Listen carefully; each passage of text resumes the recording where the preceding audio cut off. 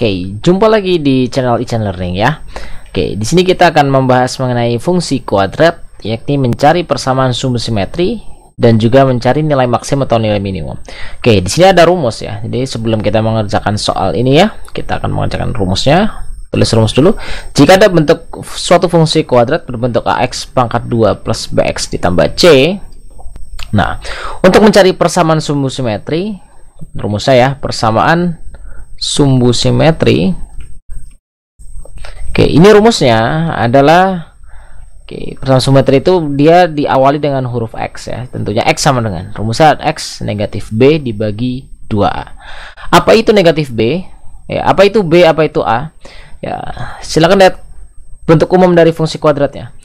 A ini adalah koefisien dari x kuadrat. Koefisien itu angka yang di depannya x kuadrat. B itu koefisiennya x, angka di depan x. Sedangkan C itu adalah konstanta. Jadi C itu yang tidak nempel sama huruf x, gitu ya. Kalau B itu nempelnya di x, A itu nempelnya di x kuadrat. Ingat, A sama B itu angkanya aja ya, x-nya nggak usah diikutsertakan. Oke, itu persamaan simetri. Kalau misalkan yang berikutnya nilai maksimum atau nilai minimum, nah ini rumusnya sama, nilai max atau nilai min. Oke. Nah, ini rumusnya adalah B kuadrat dikurang 4AC dibagi negatif 4A. Oke ya, ini rumusnya.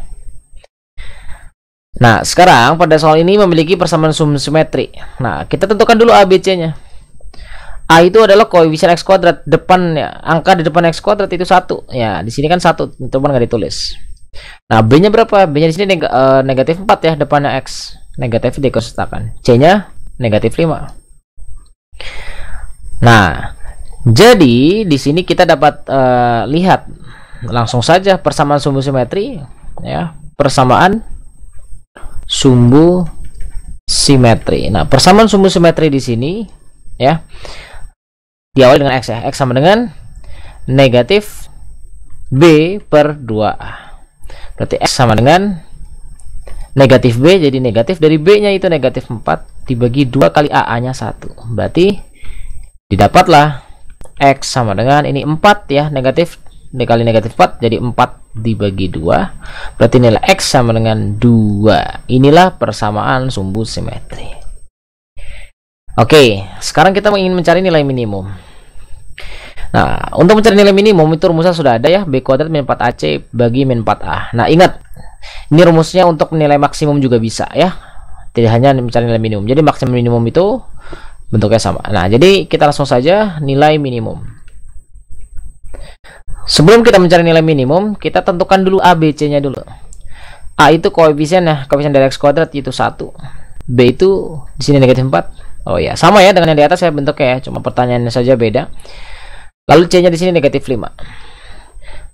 Nilai minimumnya kita menggunakan rumus B kuadrat min 4AC dibagi negatif 4A. Ya. Nah, B kuadrat di sini berarti min 4 dikuadratkan dikurang 4 kali A-nya 1, C-nya negatif 5 dibagi negatif 4A, A-nya 1. Nah, oke, karena tidak muat ya kita sebelahnya aja. Berarti ini negatif 4 dikuadratkan hasilnya berapa? 16. Negatif 4 kali 1 negatif 5 jadi positif ya, karena negatif sama negatif jadi negatif plus 20. Negatif 4. Nah, berarti di sini 16 tambah 20 36. Dibagi negatif 4 didapatlah negatif 9. Inilah nilai minimum. Oke, yang tadi ini adalah persamaan sumbu simetri. Nah, jika kalian ingin mencari titik puncak, kan ini kan soalnya sama ya. Jadi kalau misalkan nanti ada soal misalkan yang ditanyakan titik puncaknya, titik puncak dari fungsi kuadrat fx ya, itu dia adalah sumbu simetrinya, koma y max minimumnya gitu ya. Jadi yang tadi sudah kita cari ini sebenarnya titik ini sebagai nilai minimum atau maksimum itu sebagai nilai y-nya nih, y min gitu ya. Atau Pak Iksan bilangnya seperti ini aja. Oke. Nah, ini sebagai XP, ini YP. Ya. XP itu maksudnya X puncak. Jadi ini sumbu simetri ini bisa juga disebut X puncak. Yang nilai minimum atau nanti nilai maksimum itu bisa juga disebut Y puncak. Jadi kalau misalkan yang ditanyakan di soal itu titik puncak, berarti tinggal tulis aja kan koma ya X, Y. X-nya itu X puncaknya atau X sumbu simetrinya tadi 2, YP-nya itu tadi negatif 9. Selesai. Oke ya, jadi 2, negatif 9. Ini kalau yang misalkan yang ditanya titik puncak. Oke ya, ditandai dulu biar terlihat beda lah gitu ya. Oke, jika ada yang ingin ditanyakan silahkan tanyakan saja di kolom komentar ya. Sampai jumpa di video berikutnya ya.